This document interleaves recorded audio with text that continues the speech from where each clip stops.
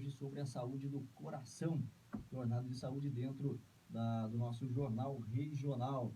Hoje a gente fala para você sobre a saúde do coração e chegou para a gente uma informação aqui de que o inverno faz aumentar risco de infarto. Com certeza você vai ficar atento a essa nossa jornada, você também, minha amiga, vai ficar atenta a essa nossa jornada e vai descobrir aí quais são os grupos mais vulneráveis e vai saber como cuidar também do seu coração.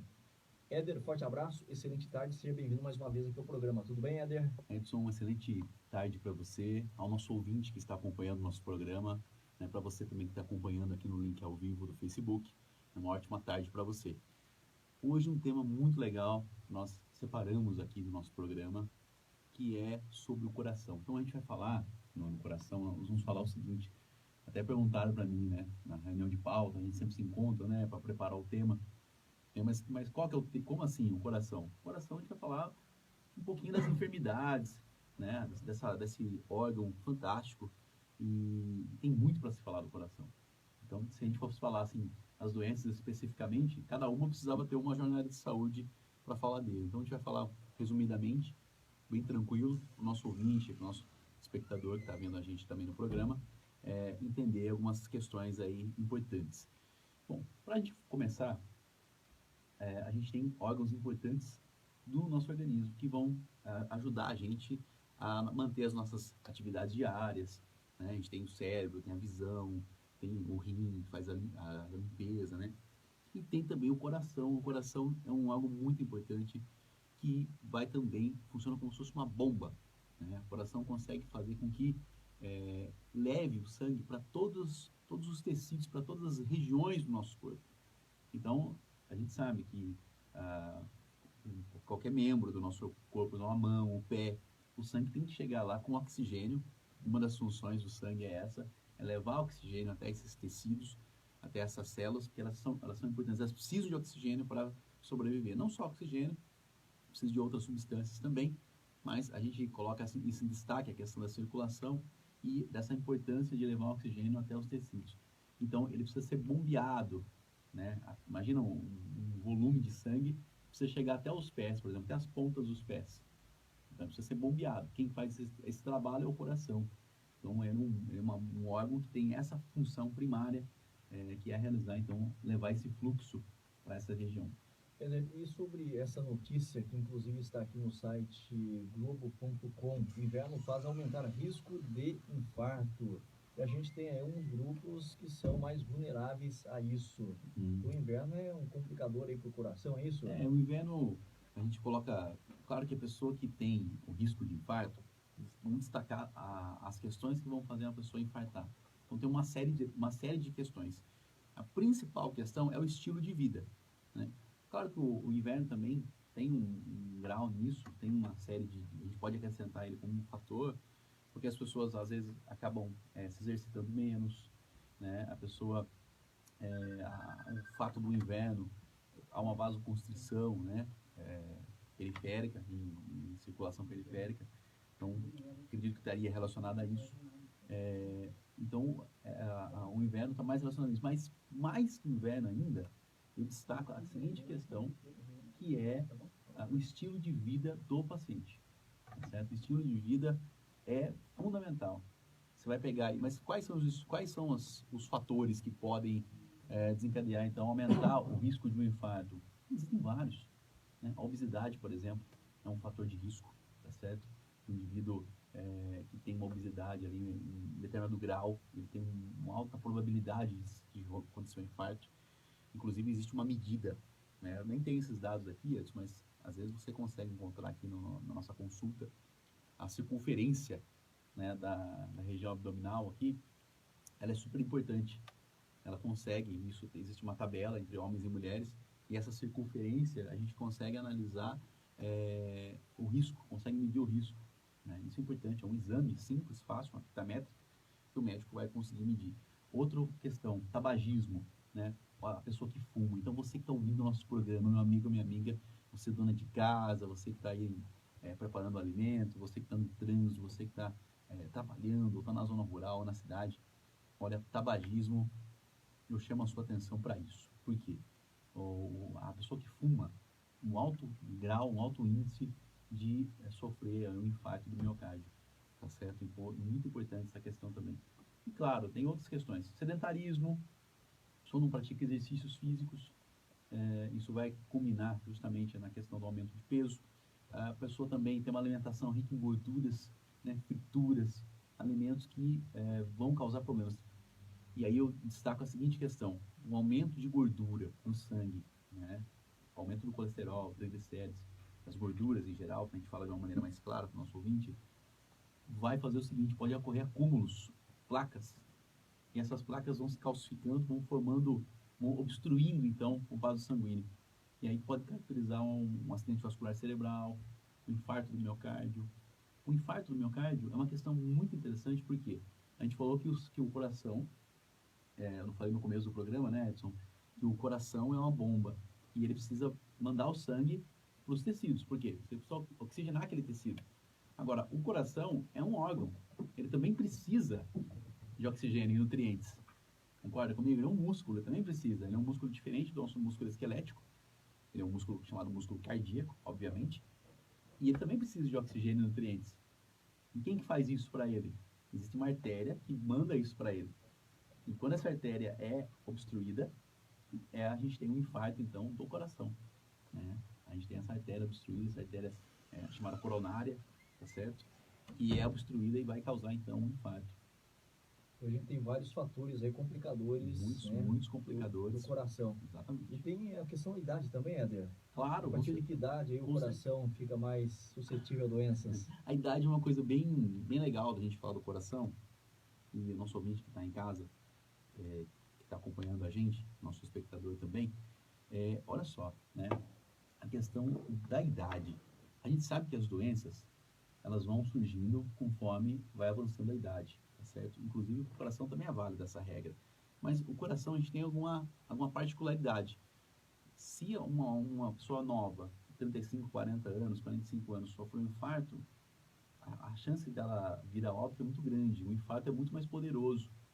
Existem alguns cálculos estatísticos, alguns itens mencionando isso na literatura médica, tá certo?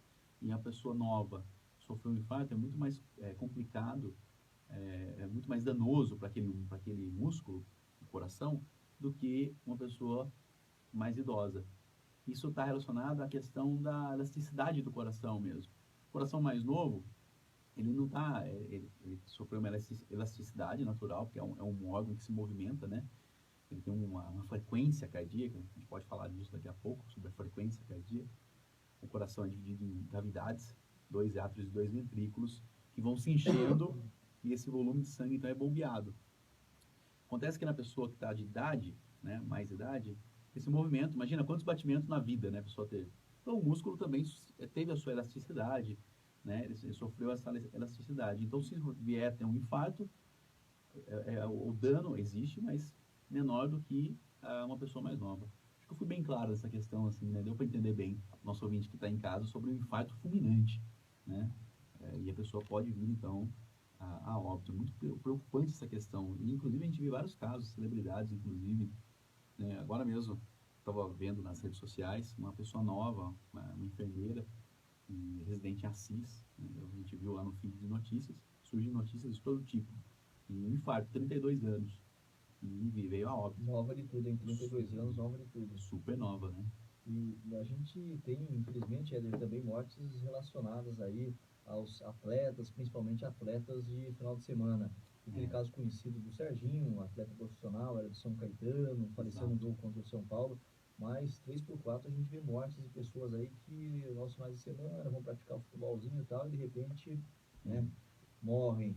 Isso é muito complicado. São pessoas jovens, infelizmente. Isso é muito complicado, sabe por quê? E queridos ouvintes que estão nos escutando, também você que está acompanhando nas redes sociais. Olha só, uma pessoa que é atleta de fim de semana, a pessoa está ali, o máximo do movimento que a pessoa faz é ir do sofá, às vezes, né, para a cozinha, não está acostumado a fazer exercícios físicos, né? Levando aqui na brincadeira, mas é um assunto muito sério. Então, a pessoa que é sedentária, ela não faz exercício físico. Não faz, e à medida que ela vai fazendo exercício físico, de repente a pessoa está ali, nossa, estou sedentário, preciso fazer exercício físico. e sai fazer uma caminhada, uma maratona, sem fazer uma consulta prévia, sem fazer um check-up. Isso é muito arriscado, tá certo, gente? Isso é muito arriscado. Você que está ouvindo o nosso programa, você que está ouvindo a gente, não faça isso sem passar por um check-up, uma bateria de exames muitas vezes exames simples, que podem salvar a sua vida. Por quê?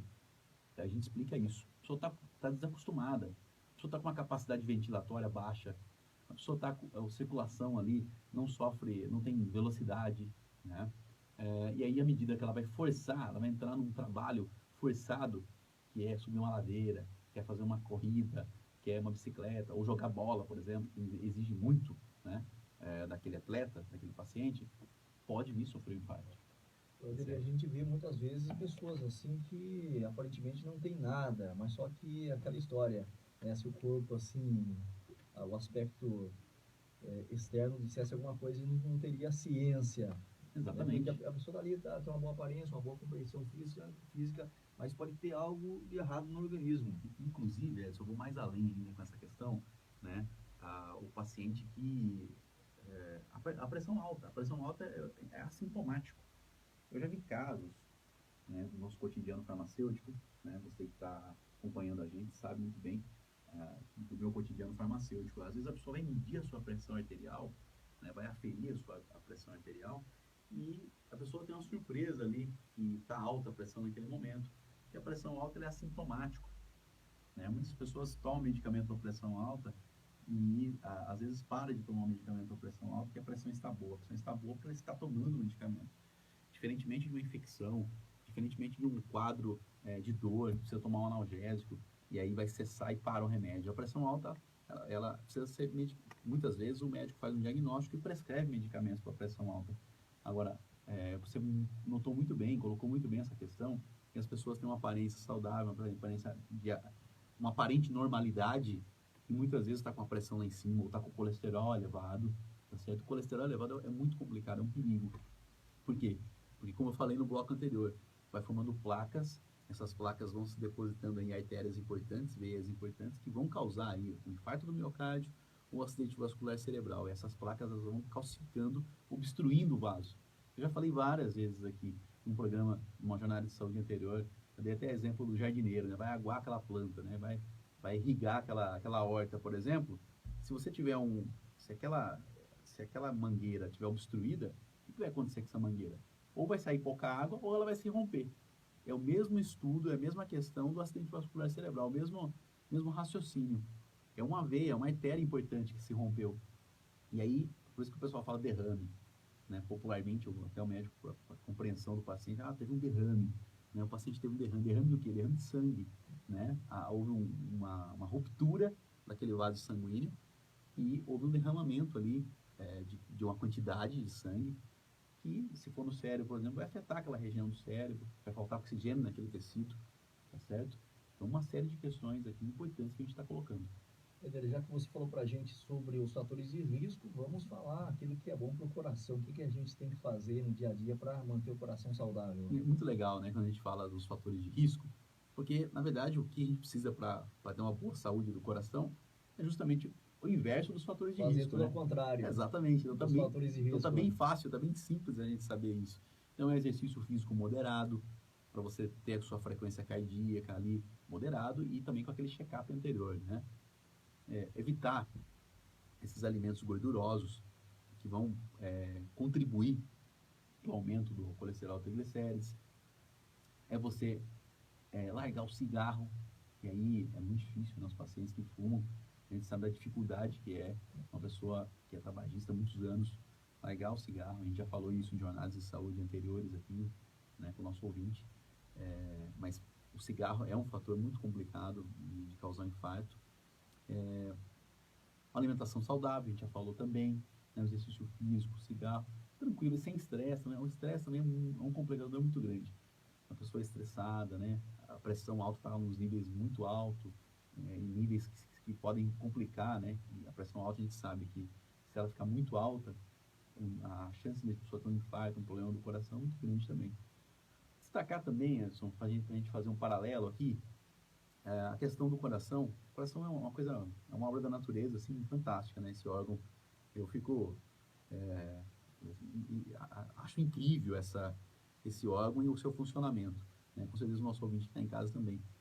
E o coração ele tem um ritmo. Existem doenças que são ligadas ao ritmo também. A gente já falou em jornadas anteriores, né? Por exemplo, a arritmia cardíaca está relacionada ao ritmo, né? O coração tem um ritmo de batimento. Essas cavidades elas precisam estar sincronizadas.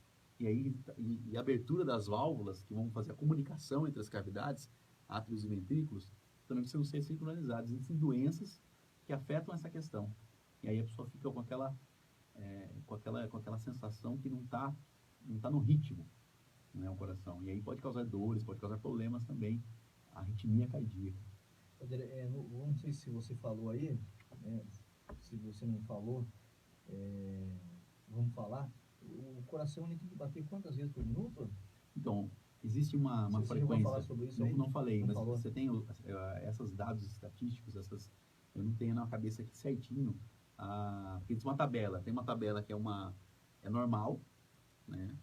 Acima desse normal, a gente tem um quadro de um aumento da frequência e existe uma faixa. Passou dessa faixa, já é considerado anormal. E também os batimentos cardíacos numa frequência baixa também é considerado um problema, tá certo? Então, rapidamente você vai passar para a gente esses números e a gente tem aqui os números dos batimentos, que é medido por minuto, né? Tem uma informação aqui, é que o coração de um jovem saudável, entre 15 e 20 anos, costuma bater no mínimo 60 e no máximo 90 vezes por minuto. Isso aí. Isso aqui é sobre uma pessoa saudável. Isso, a gente tem... cada pessoa de um jeito, né? Jovem aí saudável. se altera muito o peso corporal, altura, né? Alguns fatores, mas você pegou aí Fala de jovem, não fala sobre outras faixas etárias. Isso, pegou aí uma pessoa jovem, né? Que vai ter a sua frequência cardíaca, mas gira em torno disso mesmo. Acima dessa faixa, né, que você colocou pra gente, a gente vai ter um aumento do número de batimentos, que é natural, no exercício físico. A pessoa está fazendo um exercício físico, está jogando bola, por exemplo, está numa corrida de bicicleta, tá certo? Ela vai ter um trabalho cardíaco maior, tá certo? Isso é fundamental, justamente porque os tecidos musculares, vamos imaginar aqui uma caminhada forte, né? Um jogo de bola, por exemplo. Os músculos da perna, dos membros inferiores, são músculos extensos, são músculos grandes, e eles precisam de muita quantidade de sangue e oxigênio. Então, como é que o coração vai mandar sangue e oxigênio lá? Mandar pouco, né? Se ele está num alto índice de trabalho, precisa bombear mais, e aí a frequência cardíaca aumenta. E como que a gente mede essa frequência cardíaca aí? Tem que colocar a mão no peito, tem que ir ao médico, como a gente faz isso? Não, a gente consegue, a pessoa experiente, né? O cardiologista experiente, ou o paramédico, ou o enfermeiro que é especializado em socorros, né? Socorro médico, de pessoas que sofreram problemas cardíacos, por exemplo, ele tem a destreza nisso, né? Ele consegue com a mão, né? Com os dedos, assim, dessa maneira, coloca em artérias importantes, né? Como aqui do pescoço, ou o pulso, né? Que o próprio nome fala medir o pulso, tá certo? Vai conseguir contar, né? Naquele determinado tempo, como é que estão os batimentos. Então, é dessa maneira. E também existem aparelhos que vão aferir isso também. Quando a pessoa faz os exames cardíacos, é feito toda essa bateria, né, de números. O próprio aparelho de medir pressão, o esfigmomanômetro, existe o manual não dá esse dado para a gente, mas porém você consegue medir também, né, com uma certa destreza, com uma certa habilidade da pessoa que está fazendo a medição. Mas aquele de casa, e com certeza o nosso ouvinte que está escutando o nosso programa ou vendo pelo Facebook, existe aquele aparelho do pulso que você coloca aqui, que vai medir a pressão arterial. Aquele aparelho é muito interessante. Tem pessoas que não gostam, que preferem medir pelo esfigmomanômetro convencional. Mas o de pulso é interessante também, ele é eletrônico. Hoje existem bons aparelhos, boas marcas, que tem até inclusive o selo da Associação Brasileira de Cardiologia. Então, super tranquilo, é um aparelho confiável. E a pessoa pode utilizar esse aparelho e ele vai dar lá a pressão arterial, que é a máxima, a mínima, né, que é a medição, por exemplo, 12 por 8. Quando a gente fala 12 por 8, é 180 milímetros de mercúrio por 20, tá certo? Ou melhor, 120 por 80, 12 por 8.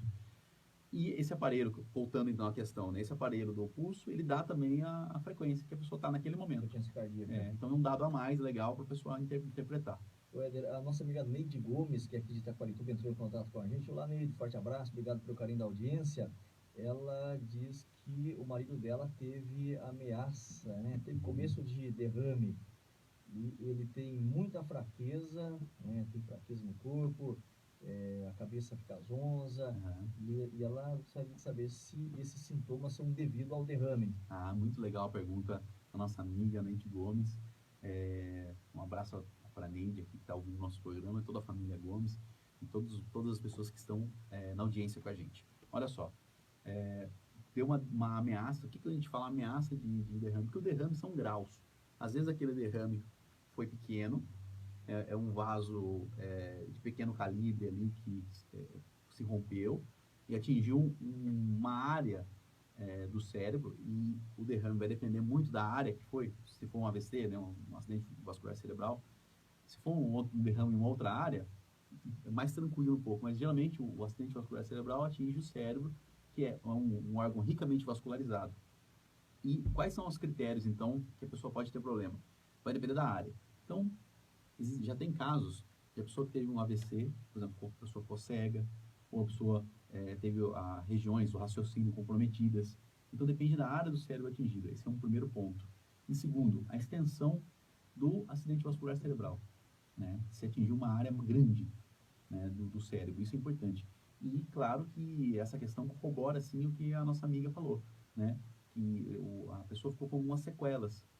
E as sequelas que ela disse aqui são bem relativas. A gente faz também, já entrando no assunto dela aqui, que é um assunto importante, a gente estabelece um paralelo também. A pessoa que tem um acidente vascular cerebral, ela tem grandes chances de vir a ter outros. Por isso que é importante o tratamento, né? Se ela foi diagnosticada com um acidente vascular cerebral, é importante o tratamento, né? Pós a esse diagnóstico, ou pós-operatório. Tem pessoas que fazem cirurgias, porque o dano é extenso, uma cirurgia complicada de perigo, né, do acidente vascular cerebral. Então é importante, a pessoa pode ter probabilidade de vir a ter outros. Então, muita atenção. Geralmente o médico prescreve medicamentos aí para melhorar a circulação, que está relacionado à circulação também. Às vezes aquele sangue é um sangue grosso. A gente fala que é um sangue mais grosso, né? Por quê? A gente vai naquele raciocínio da mangueira de novo. Sim, sim. Né? Você joga um líquido, imagina, vamos falar uma coisa bem fácil para o nosso ouvinte, né? Entender o nosso raciocínio. Então, imagina que você está com uma mangueira. Você vai passar água por essa mangueira. A água tem uma viscosidade baixa. Então, você consegue estabelecer um fluxo. Agora, você vai passar nessa mangueira melado ou mel, por exemplo. Difícil, né? Você faz pressão ali e não vai. Por quê? Porque a viscosidade do mel é alta. Então, quanto maior a viscosidade, a taxa de viscosidade, quanto maior esse índice, é mais complicado para aquele fluido passar naquele local. E com o sangue acontece isso também. O sangue ele tem uma mistura de várias substâncias. O sangue tem água, tem o plasma, e a gente separar, né, que é a parte líquida ou plasma, água, sais minerais, e tem a parte celular, onde vai ter hemácias, vai ter plaquetas, e essa quantidade de substâncias e células vão alterar a viscosidade. E aí a pessoa pode vir a ter um derrame também. Já a gente vai falar sobre tratamentos, mas assim, é claro que nos tratamentos a pessoa tem que tomar medicamentos, mas para prevenção, Éder, tem alguma substância, alguma coisa que a pessoa possa tomar para deixar o coração mais forte? Olha, muito legal essa pergunta, e essa pergunta a gente escuta diariamente, assim, porque muitas pessoas têm problemas cardíacos, né? Os problemas cardíacos eu não tenho esses dados agora, mas o nível de mortes, de óbitos, a quantidade de pessoas que morreram devido aos problemas cardíacos é altíssima, tá certo? Principalmente nos homens, mas hoje não tanta diferença entre homens e mulheres. Antigamente era mais os homens e menos as mulheres. Isso tem uma explicação cultural, porque as mulheres antigamente ficavam mais em casa, né? Não se estressavam tanto, e o homem era mais estressado, né? É uma questão cultural, isso de gênero.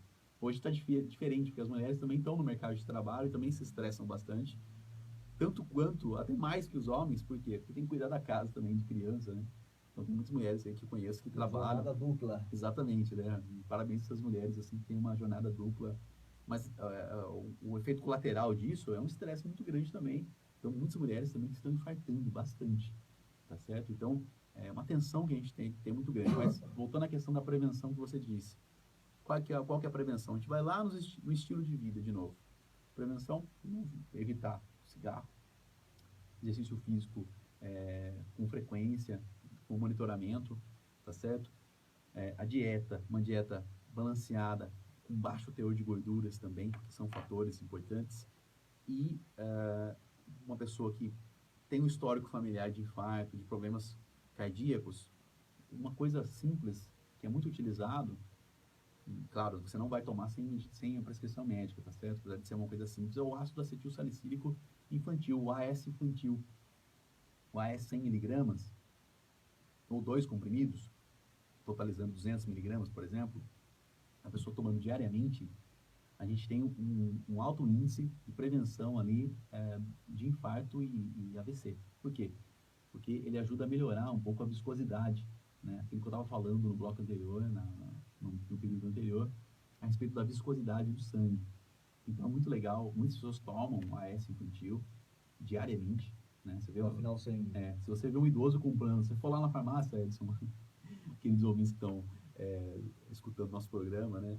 Cotidiano farmacêutico, você que está vendo nosso programa também, se você for na farmácia, né? Você vai ver um idoso comprar um AS infantil e sem ter criança e neto, não se assuste porque é para ele, tá certo? O ácido salicílico, o AS infantil, é excelente ali para prevenir esses problemas. Claro que existem outros medicamentos mais avançados, né? Que o AS tem um quadro, que nem a nossa amiga aqui que está falando com a gente, que teve o marido que teve o começo de derrame. Com certeza, a pessoa toma lá, um clopidogrel, por exemplo, que também é um medicamento para controlar essa questão da viscosidade, diminuir essa viscosidade, é um medicamento mais avançado que o AS. E também o coração, a gente está falando do AVC, mas não esquecer também da questão do coração. Não é só isso que é ministrado para a pessoa, né? Quando a pessoa tem problemas cardíacos. Às vezes, o médico, o cardiologista, prescreve um receituário enorme para o paciente. E tem lá medicamentos para baixar a pressão arterial, medicamentos para melhorar a arritmia, ou seja, o ritmo cardíaco também. E tem pessoas que têm os dois. E também prevenir o infarto e o AVC. Muito bem, então a gente tem que se cuidar, pois o bicho é feio e ruim, cara. É melhor se prevenir do que ter que cuidar de um problema do coração mais tarde. Com certeza, né? O coração, a gente tem que cuidar muito bem da saúde do coração, todos os órgãos do nosso corpo, né? Mas o coração, a gente dá um destaque grande para ele, essa questão de ele mandar sangue para todo o nosso corpo, né? Tá certo. 1h mais 29 minutos, pulou aqui 1h30 e nós estamos finalizando mais uma edição aqui do nosso Jornal Regional, Já acabou. também da nossa jornada de saúde. Éder, qual que é o recado final seu para a nossa jornada de hoje? Um recado final, né, para você que está ouvindo o nosso programa, para você que está vendo aqui também, né, o espectador que está acompanhando as redes sociais, nossa transmissão ao vivo. O recado é você cuidar bastante do seu coração, tá certo? Nós falamos aqui, se você fuma, tente parar de fumar, né? Se você está sedentário, tente fazer uma caminhada, mas converse com o seu médico antes. E evitar o estresse também, a gente sabe que é muito difícil, né? As pessoas têm uma série de preocupações hoje, no seu dia a dia, né? Seja no seu trabalho, seja na sua vida pessoal. Mas é importante manter o nível de estresse também controlado, tá certo?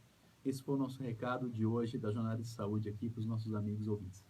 Muito bem, foi a nossa jornada de saúde. Vamos para o encerramento dela, Guilherme. E temos também a mensagem da Bem-Estar aí para a gente soltar. E na sequência a gente vem para o encerramento mesmo do nosso jornal regional. Certinho? Opa, na semana que vem eu vou sortear produto.